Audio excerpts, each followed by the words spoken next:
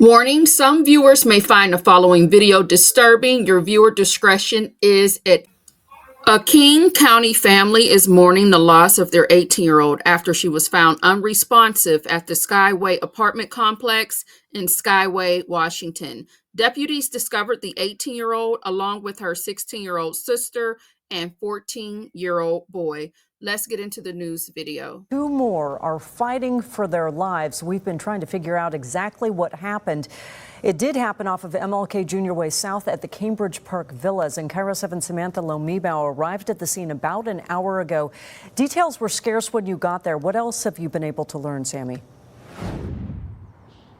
We've been speaking to residents that have been coming out of this apartment complex, the Creston Point Apartment Complex, where one kid is dead and two others were found unresponsive. A lot of people really just heartbroken for this entire situation, despite not knowing exactly what had happened here. We are now about 5 hours into this investigation. This happened around 12:45 today, and King County Sheriff's Office deputies are still here. If you take a look at this video, we're not allowed on property, but we were able to get some video just to look at how massive that police presence is right now. We know they're blocking off some areas. It has been taped. Again, one kid is found dead in this apartment complex. Two others were found unresponsive, and they are in critical condition at the hospital. Major Crimes Unit is investigating. I have been trying to get a hold of the King County Sheriff's PIO. They haven't gotten back to me other than that they are still investigating this incident. Haven't told us exactly what had led up to this, but I did speak with a neighbor who lives here who's just really heartbroken for the parents tonight. I couldn't even begin to imagine the state I would be in if something happened to my son. I mean, I do definitely have an idea that, probably wouldn't be pretty, that's for sure. That's my baby, that's my boy. I'll do anything and everything for him. So I can only imagine how the parents are feeling right now. And, my heart, my emotions, my feelings, my empathy, everything goes out to them. Really heartbreaking, a parent's worst nightmare in this situation. Again, one kid is dead, two others unresponsive. We are still trying to work to find out what their condition is now, since it has been about 4 or 5 hours since all of this happened. I will be reaching out to hospitals and the PIO for the Sheriff's Department, and I'll get back to you with any information as soon as I can. Live in Skyway, Samantha Lomibao. On KIRO 7, we're hearing from the family of two young sisters, both found unconscious at a Skyway apartment complex last week.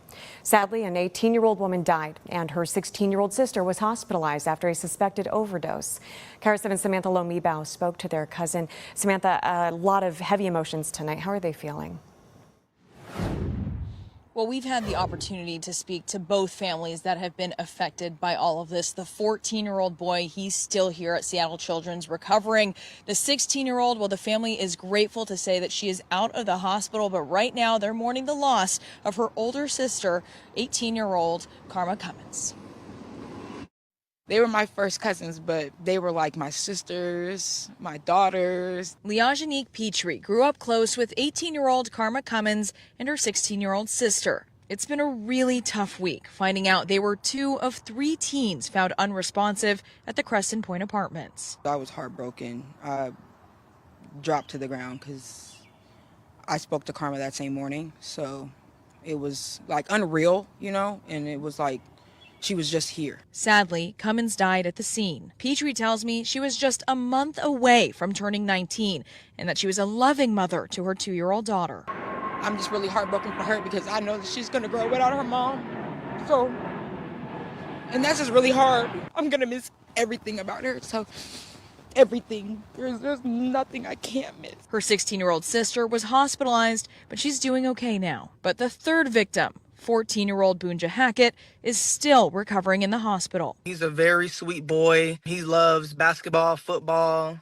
He goes to school, get good grades. And, I think it was just the wrong place, wrong time. Bunja's family told KIRO 7 they believe fentanyl-laced cocaine is what caused all of this. He don't know everything that happened.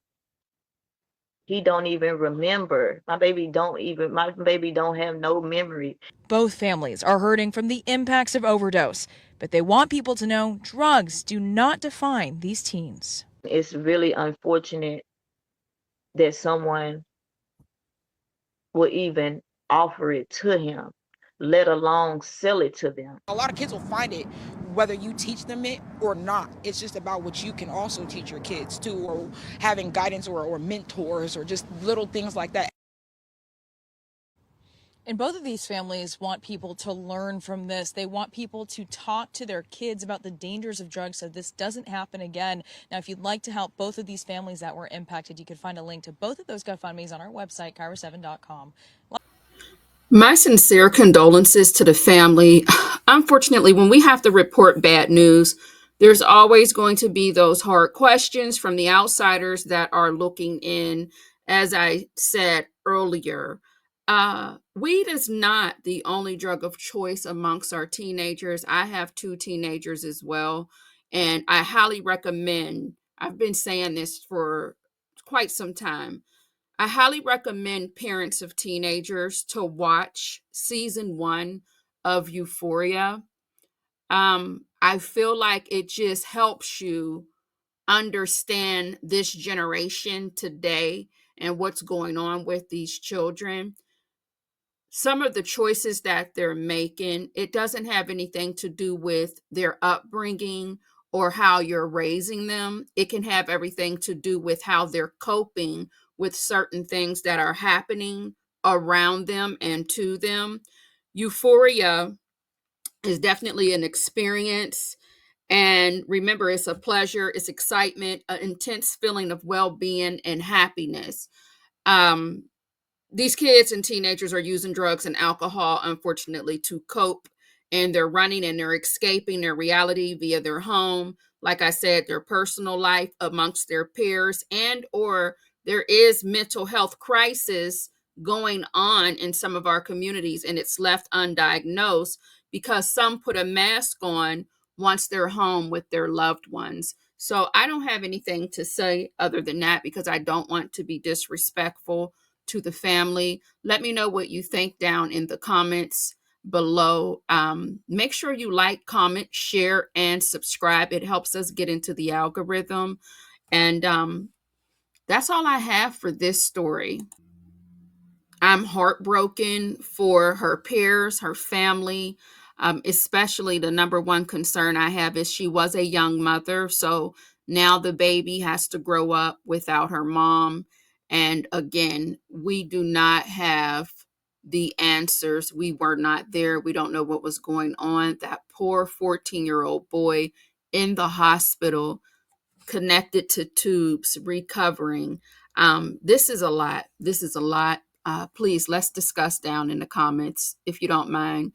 Let's respect the family at the same time, if that's okay with you. Have an amazing day. Thank you so much for tuning in, and we are out of here. Thank you for watching. Don't forget to like, comment, and subscribe to the Unfiltered Doll Reactions. All right, Slash. Oh, what you working for?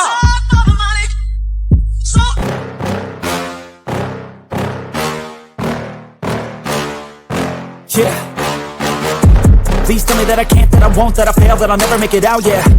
Please tell me all the bad, never good, fill my head full of every single doubt, yeah. Please say any negative thoughts, I pop off when I hear people say I cannot. I get off to the thought of proving everyone wrong, I won't stop to the top, so you better back off and get lost. I'ma stay loud, stay proud, never running out, never heading south. I'll be spreading out, call it word of mouth. Can't. Thank you for watching. Don't forget to like, comment, and subscribe to the Unfiltered Doll